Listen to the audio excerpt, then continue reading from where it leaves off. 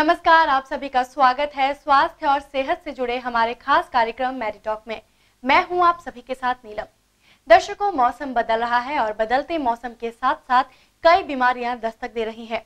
ऐसे मौसम में अपने बच्चों को इन बीमारियों से कैसे बचाया जाए, इसी पर आज हम चर्चा करेंगे। और इस पर चर्चा करने के लिए हमारे साथ आज मौजूद हैं डॉक्टर विवेक शर्मा, जो कि शिशु एवं बाल रोग विशेषज्ञ हैं। डॉक्टर विवेक, हमारे प्रोग्राम में आपका बहुत बहुत स्वागत है। नमस्कार दर्शकों, डॉक्टर विवेक पिछले 12 सालों से जयपुर के रूंगटा हॉस्पिटल में अपनी सेवाएं दे रहे हैं। तो आइए प्रोग्राम की शुरुआत करते हैं। डॉक्टर साहब, सबसे पहले हम आपसे जानना चाहेंगे कि मौसम बदल रहा है, तो बदलते मौसम के साथ साथ गर्मियों में कई बीमारियां दस्तक दे रही हैं। तो कौन कौन सी बीमारियां हैं जो इस समय खासा परेशान करती है बच्चों को, क्या क्या उनके लक्षण हैं और कैसे उन सभी से बचा जाए? देखिए, जो हमारा देश है, जो हमारा क्लाइमेट है, ये एक ट्रॉपिकल कंट्री है, उष्ण कटिबंधीय प्रदेश है ये। यहाँ पे जो गर्म मौसम जब आता है तो यहाँ बीमारियाँ बहुत ज़्यादा फैलती हैं। ठंड में मौसम में कंपैरेटिवली ये हेल्दी सीजन रहता है। तो जब मौसम परिवर्तन होता है तो वायरल इन्फेक्शंस, बैक्टीरियल इन्फेक्शंस और जितने भी इन्फेक्शंस होते हैं सब बच्चों में पनपते हैं। इस समय जैसे मौसम परिवर्तन हो रहा है और मक्खियों का ज़्यादा होना, क्लाइमेट का चेंज होना, मक्खियों का ब्रीडिंग सीजन है, मच्छर भी ज़्यादा हो गए हैं, तो मलेरिया, टाइफाइड, जॉन्डिस, दस्त, उल्टी, निमोनिया, खांसी, जुकाम, ये सब बच्चों में खूब फैल रही है। तो क्या क्या इनके कारण हैं, क्या क्या इनके कारण हैं मेन होने के, किन किन कारणों से ये बीमारियां फैलती हैं?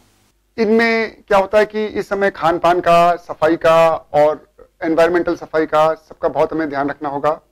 लेकिन क्या होता है कि क्लाइमेट चेंज के साथ हम सेम पैटर्न पे चलते रहते हैं और पैटर्न अपना चेंज नहीं करते हैं। खान पान भी वही चलता रहता है, सफाई व्यवस्था भी वही रहती है और पानी छान के पीना, ये करना, इन चीज़ों पे हम ध्यान नहीं दे पाते।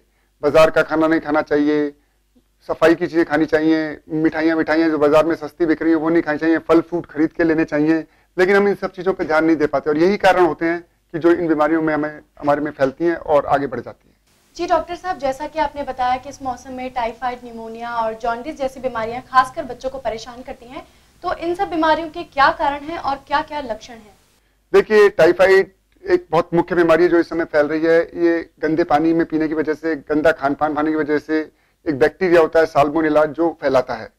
इसमें क्या होता है, बच्चों को बुखार आता है, खांसी जुकाम रहता है, हल्का हल्का पेट में दर्द रहता है, उल्टियाँ आती हैं, वीकनेस लगती है, बच्चों में मसल पेन रहता है।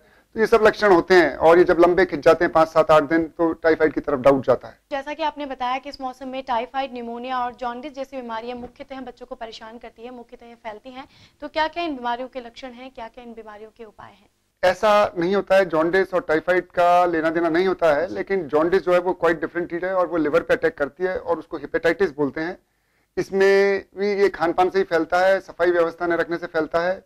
इसमें आंखों का पीलापन होना, उल्टियां बच्चों को आना, पेट में तेज दर्द होना, कई बार दस्त होना, कई बार कब्जी होना और तेज बुखार आना, सिर में दर्द ना, तबीयत गिरी पड़ी रहना, खाने का न भाना, भूख बंद हो जाना, ये मुख्य लक्षण है जॉन्डिस के।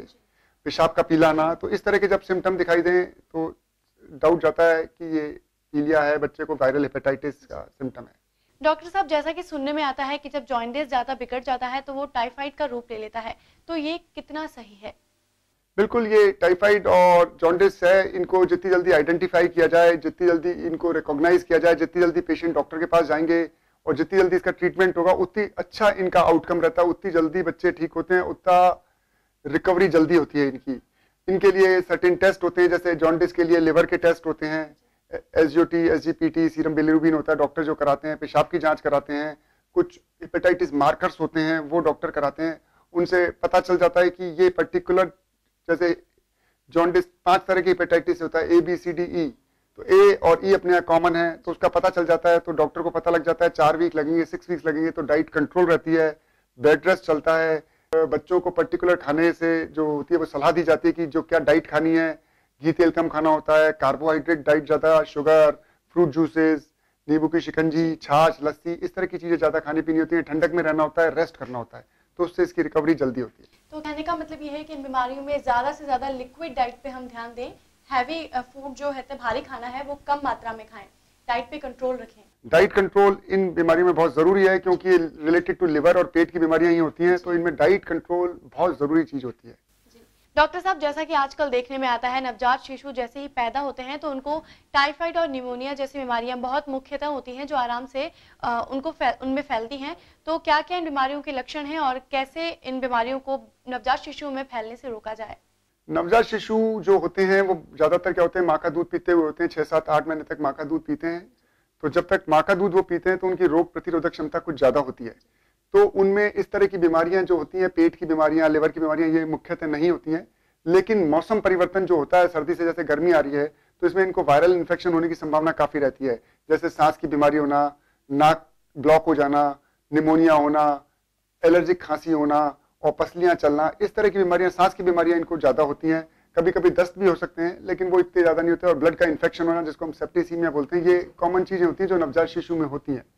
तो जैसे ही नाक ब्लॉक हो, खांसी चले, पसलियां चले या इस तरह के सिम्टम लगे, बच्चा सुस्त पड़ रहा है, नवजात शिशु दूध नहीं पी रहा है माँ का, तो इसमें इनको तुरंत डॉक्टर की सलाह लेनी चाहिए, क्योंकि ये सिम्टम कई बार खतरनाक साबित हो सकते हैं। डॉक्टर साहब, नवजात शिशुओं के लिए कौन कौन से टेस्ट हैं जो हमें टाइम टू टाइम करवाने चाहिए ताकि उन्हें किसी भी होने वाली बीमारी से हम क्योर कर सकें? टेस्ट कराना नवजात शिशुओं के लिए इतना जरूरी, मदर्स के लिए, घर वालों के लिए, केयर टेकर्स के लिए इतना जरूरी नहीं होता है।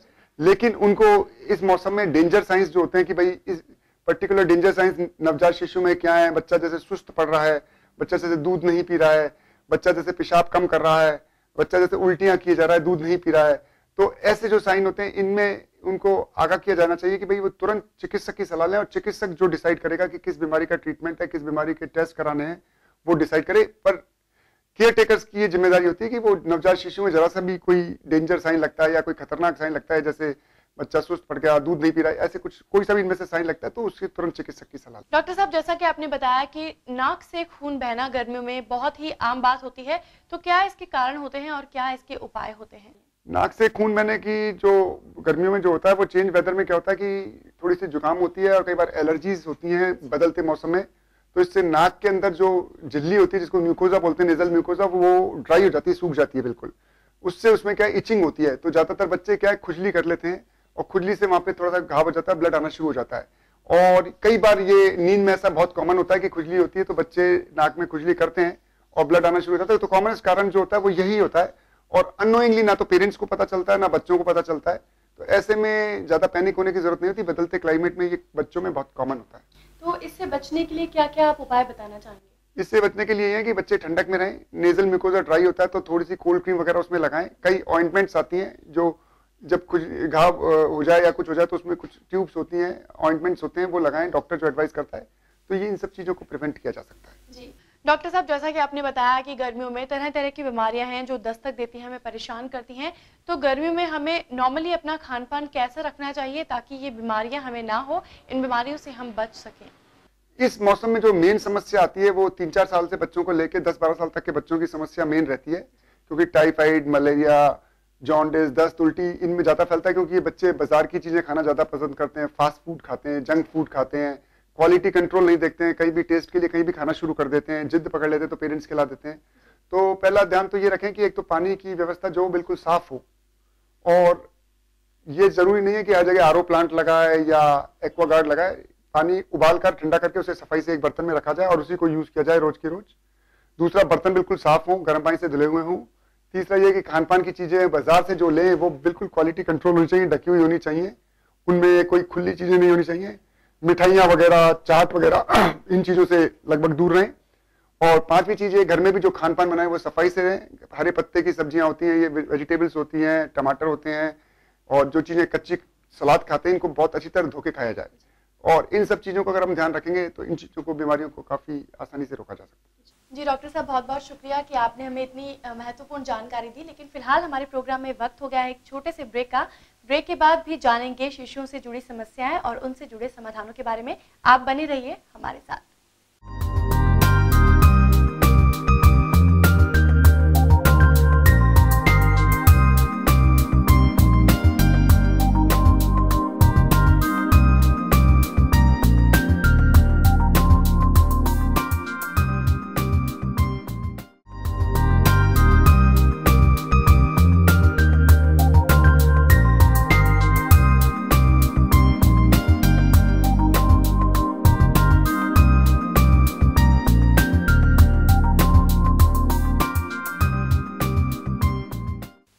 के बाद स्वागत है आप सभी का हमारे प्रोग्राम मैरी टॉक्स में।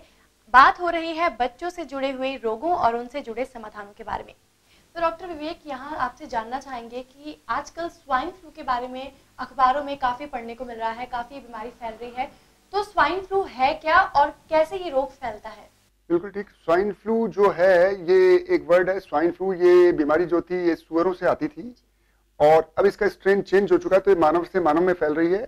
ये वायरल इलनेस होती है और ये एच इन्फ्लुएंजा ए वायरस होता है, जिसकी H1N1 टाइप जो होती है वो स्वाइन फ्लू के लिए जिम्मेदार होती है। तो ये कुल मिला के वायरल इलनेस है जो मानव टू मानव में फैल रही है और खांसी जुकाम और बुखार वगैरह, इससे ये आपस में एक दूसरे से फैलती है। ड्रॉपलेट इन्फेक्शन होता है जिसको बोलते हैं, उससे फैलती है। डॉक्टर साहब, जैसा कि आपने बताया कि स्वाइन फ्लू क्या होता है, तो क्या क्या इस बीमारी के लक्षण हैं और कैसे ये व्यक्तियों में फैलता है? स्वाइन फ्लू के जो लक्षण होते हैं वो डिटेक्ट करना बड़ा मुश्किल काम होता है, क्योंकि इसके जो लक्षण होते हैं वो वैसे ही होते हैं जो कॉमन फ्लू के होते हैं। इसमें खांसी होना, जुकाम होना, छींकें ज्यादा आना, आंखों में से पानी आना, सिर में दर्द होना, पेट में दर्द होना, उल्टी होना, दस्त होना, तेज बुखार आना, 102 103 बुखार तक इसमें आता है, सारे शरीर का टूटना, ये इसके मुख्य लक्षण हैं जो कि एक कॉमन फ्लू के भी होते हैं और स्वाइन फ्लू के भी यही सिम्टम होते हैं। तो डॉक्टर साहब, अभी 1 साल पहले तक ये बीमारी काफी हमारे भारत में भी प्रचलन में आई थी, काफी फैल रही थी, लेकिन उसके बाद जैसे इस बीमारी का नाम गायब सा हो गया था, तो दोबारा इस बीमारी के हमें जकड़ने के पीछे क्या कारण है? देखिए, इसका कारण ये कि पहली बार जब आई थी तब इसका आइडेंटिफिकेशन और प्रिवेंशन ढंग से लोग नहीं कर पाए थे, तो इसलिए बहुत ज्यादा फैली थी और जब तक डिटेक्ट हुई थी तब तक कई केस फैल चुके थे। लेकिन धीरे धीरे इस बीमारी के बारे में हर आम आदमी को भी इतनी अवेयरनेस हो गई, जानकारी हो गई है, तो तुरंत खांसी जुकाम होता है या कुछ होता है तो वो डॉक्टर को दिखाने जाता है। तो मुख्य तौर पे क्या है कि एक तो अवेयरनेस लोगों में बढ़ गई है, दूसरा क्या है कि इनके स्ट्रेन हर साल चेंज होते हैं। तो जो उस समय जो स्ट्रेन आए थे वो बहुत स्ट्रॉन्ग स्ट्रेन थे, धीरे धीरे स्ट्रेन जो है म्यूटेट होकर माइल्ड होते जा रहे हैं, तो उतना अटैक लोगों पे, उतना जान घातक और जानलेवा नहीं हो पा रहे हैं जितना कि पहले थे। तो ये स्ट्रेन्स का भी चेंज होना इसका एक मुख्य कारण है। वैरायटी तो H1N1 ही है, लेकिन इसकी स्ट्रेन्स की जो सीवियरिटी वो माइल्ड हो गई है काफी। डॉक्टर साहब, जैसा कि आपने बताया कि स्वाइन फ्लू जो है वो ट्रांसफरेबल डिसीज है, एक इंसान से दूसरे इंसान में इसके वायरस ट्रांसफर करते हैं, तो कैसे इस बीमारी से अपने आप को हम बचाएं? बिल्कुल ठीक है। आपने कहा ना कि ट्रांसफरेबल डिजीजेस को हम मेडिकल कंडीशन में बोलते हैं, कंटेजियस बोलते हैं हम। तो ये कंटेजियस डिजीज होती है, एक मानव से दूसरे मानव में फैलती है। इसका मुख्य जो फैलने का सोर्स होता है, वो जो आदमी खांसी जुकाम से पीड़ित होता है, तो वो जब खांसी करता है तो उसके जो कफ के एयर पार्टिकल्स जो एयर में जाते हैं वो जिम्मेदार होते हैं दूसरे आदमी के सांस के साथ उसकी श्वास नली में जाने के और फैलने के। तो इस तरह की जो खांसी जुकाम के जो होते हैं, टच करके कहीं टेबल पे लग जाते हैं हाथ, कई चीजों पे लग जाते हैं, या कोई कॉमन चीज है, कंघा है, या घर में कोई और चीज है, टॉर्च है, बर्तन है, उस पे लग जाते हैं और दूसरा आदमी उस पे हाथ लगाता है तो वो उसके हाथ पे लग जाते हैं और उसके साथ सांस के साथ चले जाते हैं। तो मेन जो इसका फैलने का सोर्स होता है वो ड्रॉपलेट इन्फेक्शन कहते हैं इसको। ड्रॉपलेट इन्फेक्शन होता है और सांस के साथ और खांसी के साथ जो वो पीड़ित व्यक्ति जो एयर में रिलीज करता है इस तरह के वायरस पार्टिकल्स, तो वो दूसरे आदमी में चले जाते हैं और फैलते हैं। इसके फैलने का जो होता है, जब सामने वाले को बीमारी है उसके 2 दिन पहले से वो उसको फैलाना शुरू कर देता है, 10 दिन तक फैलाता है। तो टोटल ये 12 दिन तक पीड़ित व्यक्ति इसको फैलाने की क्षमता रखता है। तो जो पीड़ित व्यक्ति है उससे कम से कम 10 से 12 दिन तक उसको आइसोलेट किया जाए और घर में उसको इस तरह से रखा जाए कि और लोगों को फैलने में रोका जा सके। जी, लाइक जब छींके तो मुंह पे कपड़ा रखे या इस तरह से छींके ताकि उसके वायरस जो है वो ट्रांसफर ना हो। उसके भी कई तरीके हैं रोकने के भी। और एक तो ये हो गया कि वो कैसे फैलता है और एक दूसरे आदमी अपने आप को कैसे बचाएं। दूसरे आदमी को चाहिए कि मुंह पे कपड़ा बांध के रहें और जब भी कोई कुछ खाए पिए ढंग से हाथ धोएं, क्योंकि कई बार ये वायरस पार्टिकल हाथ में लग जाते हैं और सांस के साथ चले जाते हैं। तीसरा, सब स्वच्छ बर्तन काम में लें और जो भी चीज काम में लें उस पीड़ित व्यक्ति की उसके बाद हाथ धो लें। तो ये अपने आप को इस तरह से बचा सकते हैं। और उस पीड़ित व्यक्ति के भी मुंह पे कपड़ा बांधें या मास्क बांध के रखें। अच्छा, इनको इस तरह से रोकने में बहुत सहायता मिल जाती है। डॉक्टर साहब, इंसानी उपायों के बारे में तो बात हो गई, अब क्या क्या प्रिकॉशंस हैं, क्या क्या मेडिसिन हैं जो डॉक्टर इससे ग्रसित पेशेंट को प्रेफर करते हैं? इसमें जो होता है, जब एक पीड़ित व्यक्ति डॉक्टर साहब के पास आता है और डॉक्टर उसको देखता है और उसको टेस्टों के द्वारा जब डॉक्टर कंफर्म कर लेता है कि बीमारी स्वाइन फ्लू है, तो डॉक्टर उसको कुछ प्रिकॉशन बताता है। एक तो उस मरीज को आइसोलेट करता है। आइसोलेशन का मतलब होता है उसको अलग से रख लेते हैं घर में ही और उसको मुंह पे मास्क लगाया जाता है और उसको बताया जाता है कि हर चीज सफाई व्यवस्था बनाए रखे। उसके कमरे की सफाई रहती है, चद्दर कपड़े वगैरह उसके डेली बदले जाते हैं। दूसरा, दूसरे लोगों को जो कि उसको प्रोन है इलनेस को, जो उसको टैकल कर रहे हैं, उनमें संभावना रहती है कि हो जाए, तो उनको भी प्रिवेंशन के लिए मास्क लगवाए जाते हैं, उनकी सफाई व्यवस्था रखी जाती है, हाथ धोकर और सब चीजें धोकर काम में लें, ये बताया जाता है। और कुछ सर्टेन दवाइयां आती हैं जो उनको दी जाती है, जैसे टेमीफ्लू करके एक दवाई आती है, वो उनको दी जाती है ताकि उस इंक्यूबेशन पीरियड होता है जो 12 दिन का, जो पीड़ित व्यक्ति फैलाने की क्षमता रखता है, उसको इंक्यूबेशन पीरियड बोलते हैं, उसमें उनको इस दवाई से कि वायरल लोड ज्यादा ना हो या वायरस को मार सकती है, तो उसको ये दी जाती है, तो ताकि 12 दिन में वो प्रिवेंट हो सके। डॉक्टर साहब, दवाइयों के बारे में बात तो हो गई, लेकिन यहाँ आपसे जानना चाहेंगे कि वैक्सीनेशन का इस बीमारी में क्या रोल है? क्या वैक्सीन लगाने से बीमारी पूरी तरह से खत्म हो जाती है? वैक्सीन लगाने से बीमारी खत्म तो नहीं होती है, लेकिन वैक्सीन लगाने से बीमारी रोकी जा सकती है।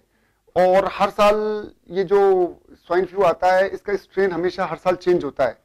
पिछले 2-3 साल पहले जो आया था, उसका जो स्ट्रेन था, उसका जब वैक्सीन आया था तो वो उसी का स्ट्रेन था। लेकिन इस साल जो भी स्वाइन फ्लू आया, इसके स्ट्रेन के वैक्सीन अभी मार्केट में अवेलेबल नहीं है। लेकिन ये जो वैक्सीन अवेलेबल हैं, पुराने स्वाइन फ्लू वाले स्ट्रेन के हैं, पिछले साल वाले के, और कॉमन फ्लू के वैक्सीन हैं। तो इनको लेने से कॉमन फ्लू तो प्रिवेंट किया जा सकता है, लेकिन जो पर्टिकुलर स्वाइन फ्लू का जो स्ट्रेन अभी चल रहा है, इसको इस वैक्सीन से प्रिवेंट नहीं किया जा सकता।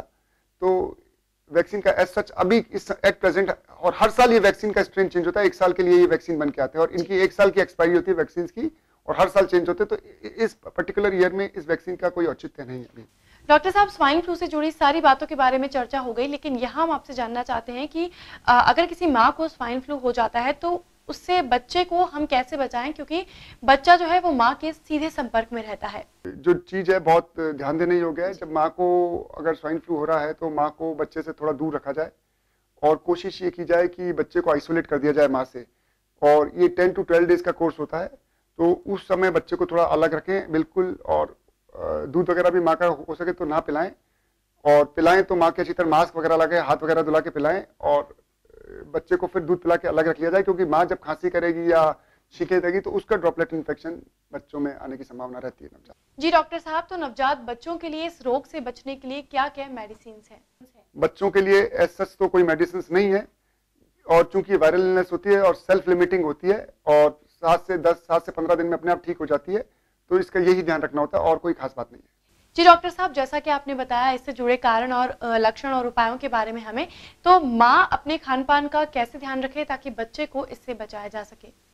इसमें बिल्कुल जो आप बात करें खान पान का, वो इम्पोर्टेंट इसलिए हो जाता है कि खान पान से वैसे ऐसी अच्छी बीमारी फैलती नहीं है, लेकिन खान पान की इंपॉर्टेंस इसलिए कि कोई खुला खान पान है या घर में जो खान पान है, कोई छींका या कुछ आया तो उसके ड्रॉपलेट इन्फेक्शन उस खान पान पे चले गए, तो वो कई बार घातक साबित हो सकते हैं।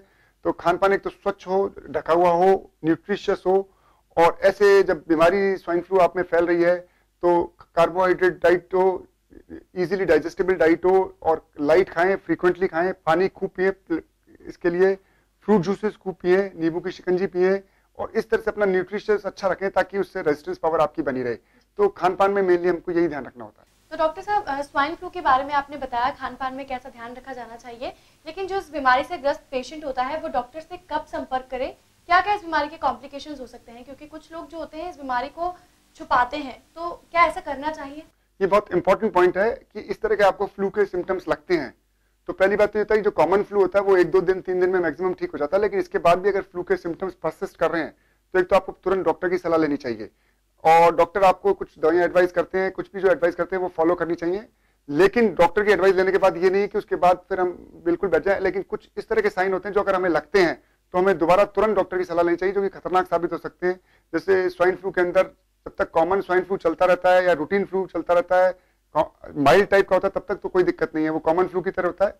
लेकिन जब इसके खतरनाक सिम्टम आते हैं, जैसे निमोनिया का होना, सांस की बीमारी का होना, तो जैसे सांस का घुटना, शरीर नीला पड़ना, बुखार हाई ग्रेड जाना, सांस में घुटन होना, तो इसमें हमें तुरंत चिकित्सक की सलाह लेनी चाहिए, और जरूरत पड़े तो चिकित्सक आपको भर्ती भी कर सकता है और भर्ती भी होना चाहिए, क्योंकि ये साइन जो होते हैं स्वाइन फ्लू के खतरनाक होते हैं, तो इनमें थोड़ा सा ध्यान रखना चाहिए।